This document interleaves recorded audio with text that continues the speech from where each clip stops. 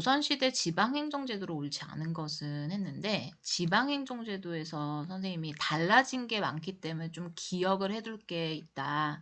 자, 현재 우리가 조선 팔도라는 말, 이런 말 자주 쓰고 현재 우리의 전국도 팔도로 구성이 되어 있죠. 그게 조선 때부터 시작되었다. 그 아래 부목군현이 있다. 그래서 사실은 군현제도를 바탕으로 만든 제도입니다. 고려시대 때는 특수하게 향부곡소라는 행정구역이 있었는데 그거 없애고 다 일반 군역으로 승격했다. 그게 이제 조선시대 지방행정제도의 특징이었죠. 근데 이제 이런 말이 있으니까 여러분들 대번에 3번이라고 고르실 수 있었어야 됐어요. 유지가 아니라 어, 하지 않은 거죠. 다른 말로 표현이 됐었어야 됐어. 자, 그 다음에 군현의 수령을 파견했다. 대부분의 군현의 수령을 파견했다. 이것도 고려와 다른 점이었죠. 고려 때는 겨우 몇몇 지역에만 수령을 파견할 수 있었는데 조선시대 때는 이런 특수행정구역까지도 일반 군현으로 승격한 다음 그러고도 대부분의 군현에 수령을 파견했다라는 거니까.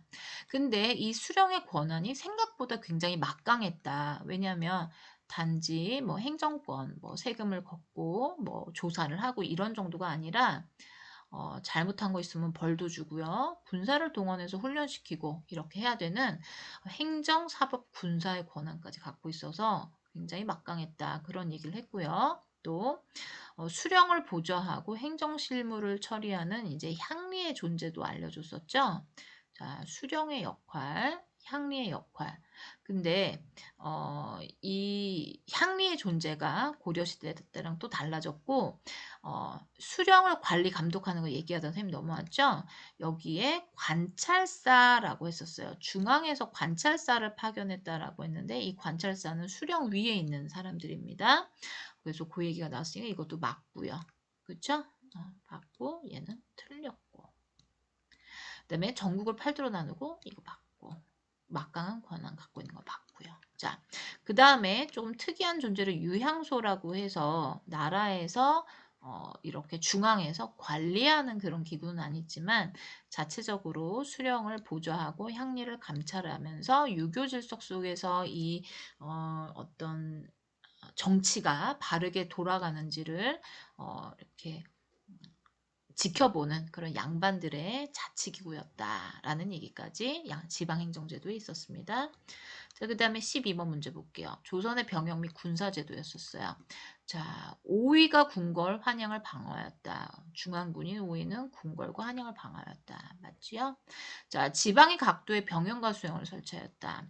지방의 각도에서 병영과 수영을 설치하셨다. 하였다. 선생님이 이렇게 교과서의 한 문장 한 문장을 이렇게 지문으로 만들 거기 때문에 여러분들이 가장 기본적으로 공부하셔야 되는 거는 교과서 본문입니다. 한 문장 한 문장 사진 자료나 그림 자료에 있는 설명들 하나하나 꼼꼼히 보시는 게 모든 교과서가 마찬가지야. 모든 시험 공부의 가장 기본은 교과서를 꼼꼼히 한두 번 보는 겁니다. 그래서 이 말도 그대로 있었으니까 동그라미. 자, 그 다음에 군사는 중앙지방군으로 구성되어 있다. 여기 군사조직은 중앙군으로 지방으로 구성되어 있다. 나왔죠? 자, 그 다음에 병마절도사, 수군절도사를 파견하였다. 파견했다. 누구를? 각각 병마절도사, 수군절도사. 맞죠? 자, 그래서 이순신 장군이 파견된 거잖아요. 자, 이거는 우리가 선생님이 그 지필평가 대비 문제에서 나눠줬을 때 풀었던 똑같은 문제예요. 왜?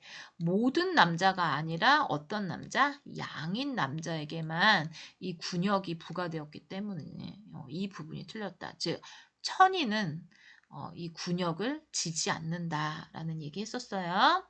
자, 넘어가서 13번. 다음 내용이 설명한 것을 옳은 것은 했어요. 선생님 잠깐만 걱정돼서 얘기하는데 여러분들 동그라미 동그라미 X만 하시는 게 아니에요. 이렇게 맞는 내용은 동그라미 하시지만 틀린 부분은 뭐가 어떻게 틀렸는지 여기다가 양인이라고 이렇게 직접 적으셔야 되는 겁니다.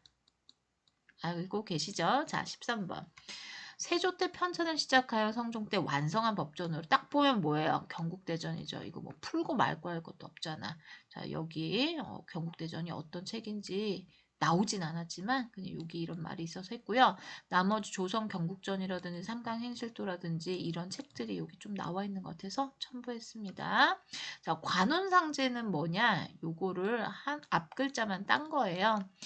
유교윤리입니다. 이거는 책 이름은 아니었어요. 근데 네 글자라서 책 이름 같죠? 관혼상제. 여러분들은 지금 이제 20살이 될 때까지 학교에서 교육을 받고 있는데요. 20살이 되면 성인식이라는 걸 치릅니다. 성인식은 어느 문화에서나 마찬가지인데요. 조선시대 때는 이제 원래 이렇게 머리를 따가지고 길게 이렇게 아기 동자? 그러니까 어린 애들이 그렇게 따은 머리를 하고 다니는 거 본 적 있죠. 근데 그 머리를 이제 위로 올려서 상투를 튼다라고 하죠. 그 다음에 어른스러운 옷으로 입어요. 그 다음에 원래 이름 대신 자라고 해서 관직에 나갔을 때 쓰는 좀 별명이라고 하긴 좀 그렇고 어쨌든 이름 대신 쓰는 그런 자도 쓰고요. 만들고요.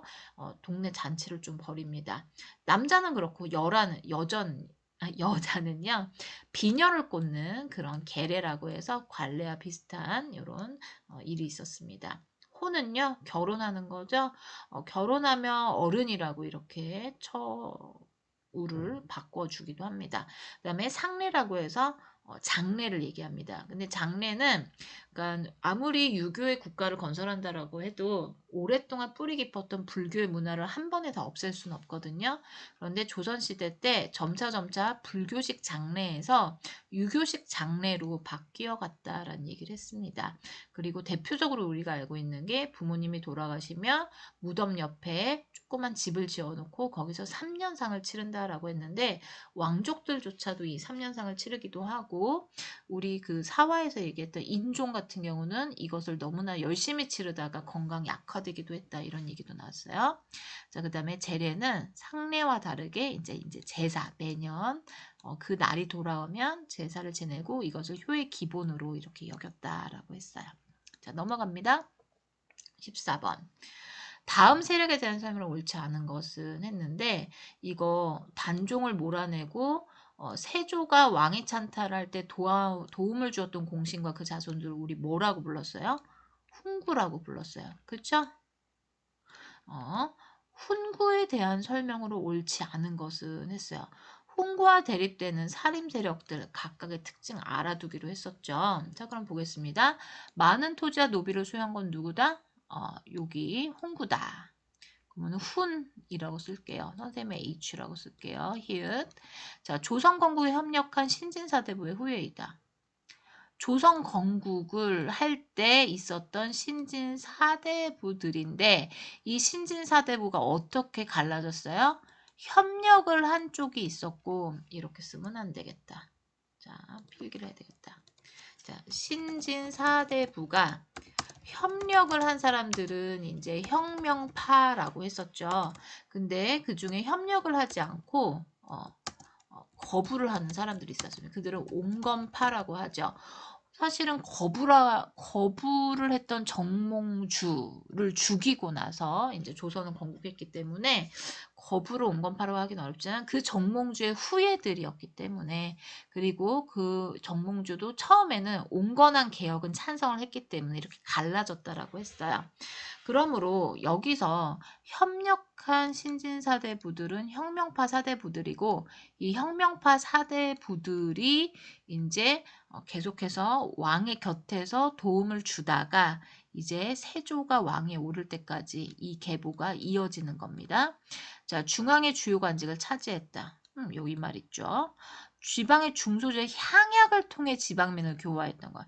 향약을 통해서 지방민을 교화했던 거. 다른 본문에 있어요. 이 4번이 답이죠. 자, 5번. 1부는 왕실과 혼인을 통해 왕실과 혼인 관계를 맺으면서 그 답은 4번이다. 고르실 수 있을 거예요. 자기가 어떤 걸 몰라서 틀렸는지 여러분들 메모를 해 놓으셔야 됩니다. 자, 살인. 자, 살인이 화를 입은 사건 순서 알아야 된다고 했죠. 자, 무오사와 저는 그런 잘못을 저지르지 않았는데요. 스승님까지 연루되어서 살인이 축출된 뽑아져 나갔던 사건이 있었어요. 조의 제문이라는 것을 실었던 이 김종직의 제자 때문에 벌어진 사건이었죠. 무사와 1번.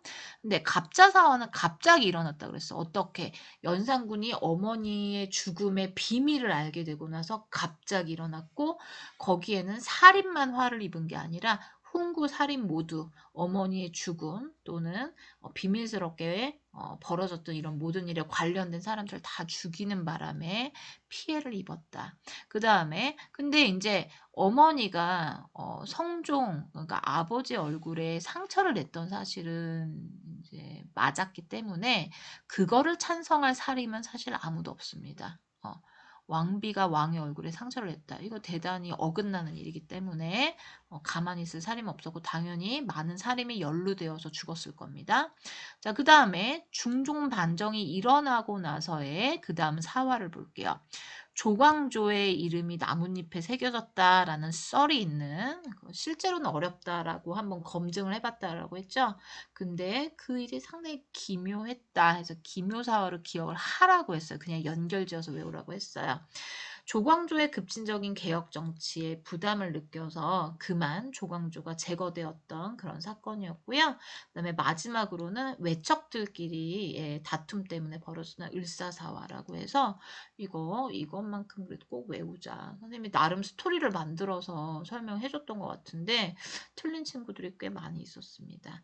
자, 김종직의 조의제문 1번이니까 다. 야, 이것만 알아도 바로 3번인지 알겠다. 그렇지 않냐? 이거 너무 안 좋은 문제예요, 사실은. 여러분들이 답을 고르기 쉽게 만든 문제입니다. 갑자기 일어났던 사건다. 그 다음에 조광조 때문에 엮여졌던 기묘사와 그 다음에 명종 때 외척끼리 싸웠던 을사사와 답은 3번이에요. 자, 16번 서원의 기능으로 옳은 것만을 골라라 했어요. 서원이라는 것이 뭐였습니까? 덕망 높은 유학자를 기리는 제사의 기능이 있었던 것과 그 다음에 양반 자제를 교육하는 교육의 기능이 있었다라고 했죠.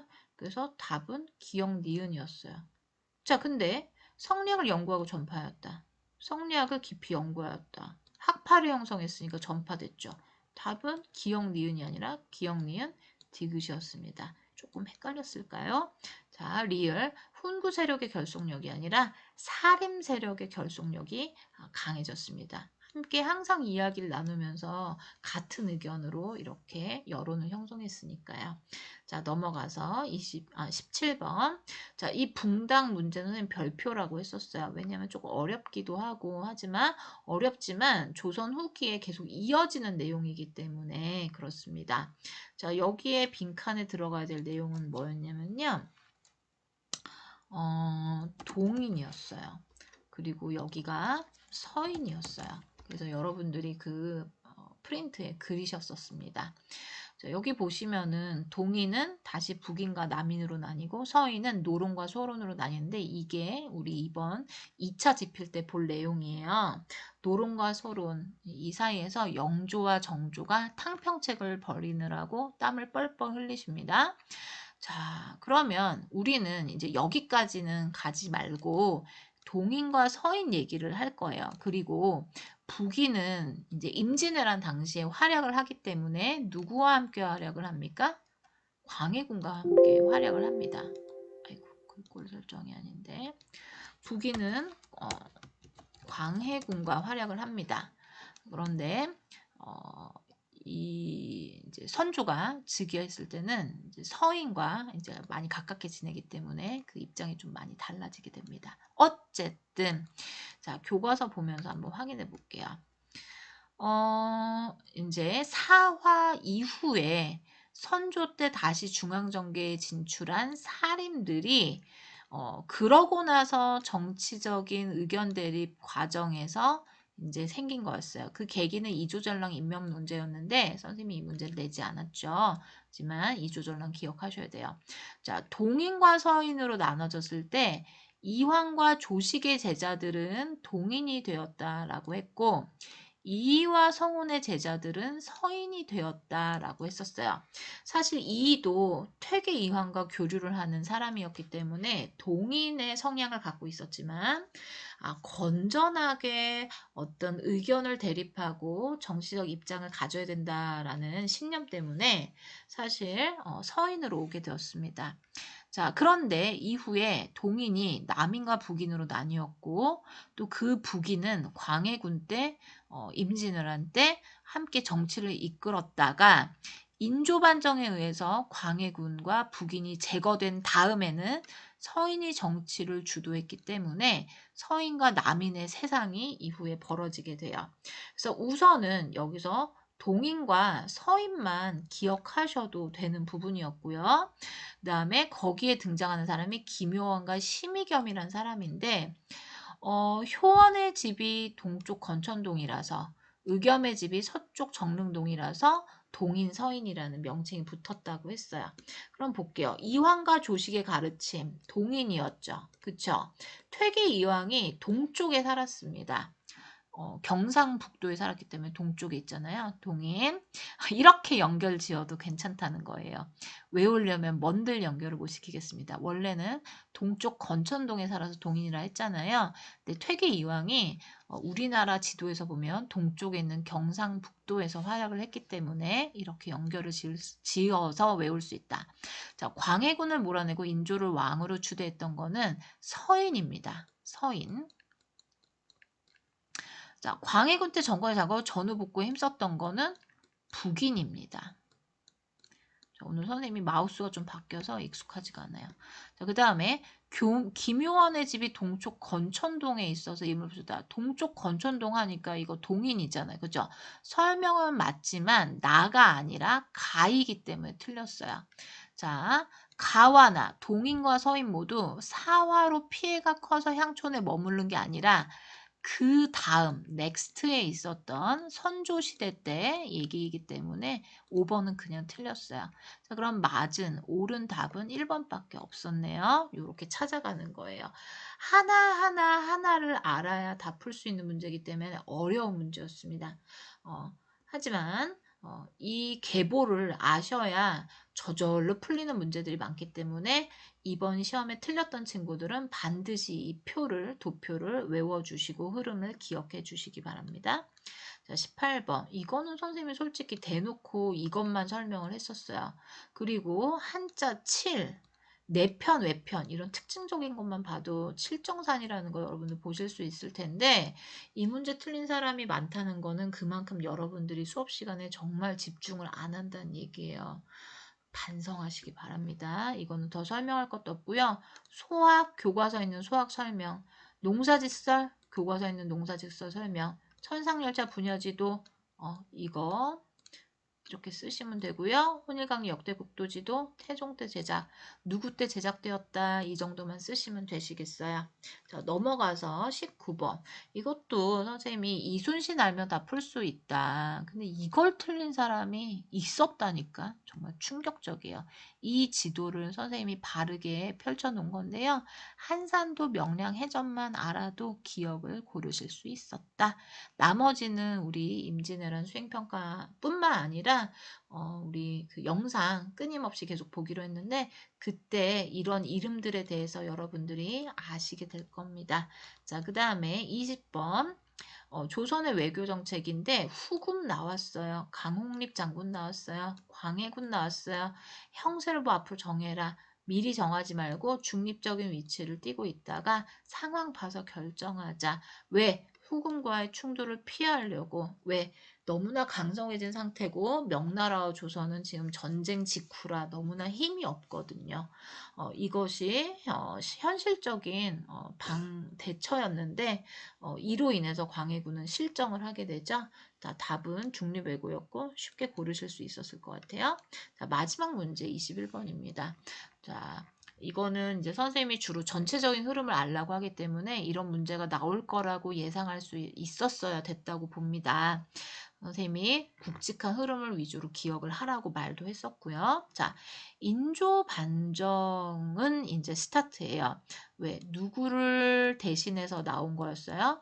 광해를 대신해서 광해군을 대신해서 인제 인조가 등장한 거기 때문에 그리고 나서 두 번의 호란이 발생을 하죠. 그래서 여기에 기억에 정묘호란이 들어가야 된다는 거는 좀 교과서를 잘 못 봤더라도 아실 수 있어야 돼요. 정묘호란 때 무슨 일이 있었는지는 구체적으로 몰라도 가에 들어갈 말이 정묘호란이다라는 건 알고 있었어야 됐다는 거야. 자, 허준이 동의보감을 편찬했다. 자, 우리 암군으로 표현되는 이 임진왜란 당시에 왕 선조는 꽤 오래 살았거든요. 그때 허준이 지어준 보약 때문이 아니냐 이런 우스갯소리도 있어요. 허준이 동의보감을 편찬했던 거는 선조 때 일입니다. 자, 광해군이 임목대비를 폐위했던 일은 어때요, 여러분? 광해군 다음에 인조반정이니까 이 당시의 일이니까 2번도 아닙니다. 그쵸? 2번도 아니고 1번도 아니고. 자, 남한산성에 포위되어 45일 만에 항복한 거. 이거는요. 언제 때 일이에요? 두 번째, 청나라라는 이름을 달고 들어왔던 병자호란 때 얘기입니다. 병자호란. 자, 그 다음에 후금의 요구대로 조선이 청의 신하나라가 되었다. 군신관계를 맺자라고 했던 건 병자호란입니다. 형제관계 정도로 만족했던 건 정묘호란이고요. 자, 그리고 조선 대신들이 주화론과 주전론으로 의견이 나눠서 쌓였던 거는 결국 뭐예요? 정묘호란 직후의 얘기입니다. 치욕을 한번 당했는데 그거를 갚아줄 거냐 말 거냐를 얘기했던 게 이 당시의 요때 얘기죠. 근데 병자호란 홍타이지가 군대를 이끌고 직접 오면서 싸우자고 주장한 놈 나와 라고 한 게 병자호란이었거든요. 여기 21번의 답은 5번입니다. 선생님이 굵직하게 보라고 했었을 때는 여러분 이렇게 제목을 위주로 보시고 제목에서 꼭 기억해야 되는 내용들 그것들을 보시면 되는 거예요. 공부를 할 때 디테일하게 하나하나도 보셔야 되지만 멀리 책을 보시고 나서 양쪽 페이지에서 중요한 내용이 뭔지 제목에서 내가 떠오르는 내용들이 있는지 이렇게 기억을 하시는 게 중요하겠습니다. 오답풀이는 여기까지 하겠고요. 오답노트에 이런 풀이 영상을 제공하는 경우는 거의 없어요. 왜냐하면 여러분들이 스스로 책을 찾아보면서 해야 되기 때문입니다. 근데 어떻게 하는지 혹시 모를까봐 또는 또 너무 많이 틀려서 좌절하는 친구가 있을까봐 제공을 한 거니까요. 일주일 정도 후에는 영상을 내릴 거기 때문에 반드시 돌아오는 주말 동안에 다 마무리 지어주시기 바랍니다. 수고하셨습니다.